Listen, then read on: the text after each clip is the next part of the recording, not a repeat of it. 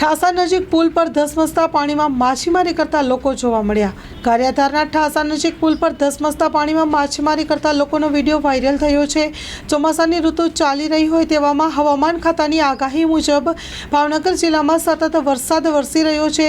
ગારિયાધાર ગ્રામ્ય પંથકમાં પડેલ વરસાદ અને ઉપરવાસમાં પડેલો આ વરસાદને કારણે વરસાદી પાણીની આવક થતાં ભાવનગરથી જીવાદોરી સમાન શેત્રુંજી નદીમાં નવા નીરની આવક શરૂ થઈ છે। ત્યારે આ શેત્રુંજી નદીમાં નવા નીરની આવક થતાં ગારિયાધાર તાલુકાના ઠાસાથી ગોપા જવા માટેના શેત્રુંજી નદીમાં નવો પુલ બનાવવામાં આવ્યો છે।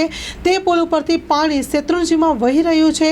જો કે આ પુલ ઉપરથી પાણી વહેતું હોય ત્યારે અનિચ્છનીય બનાવ ન બને તે માટે તંત્ર દ્વારા આ પુલ ઉપરથી પસાર ન થવું તેવી સૂચના પણ આપવામાં આવી છે। પરંતુ આ પુલ પરથી વહેતા ધસમસતા પાણીમાં અમુક લોકો શેત્રુંજી નદીમાં માછીમારી કરતા દેખાઈ રહ્યા છે, જેનો વિડીયો હાલ સોશિયલ મીડિયામાં વાયરલ થઈ રહ્યો છે।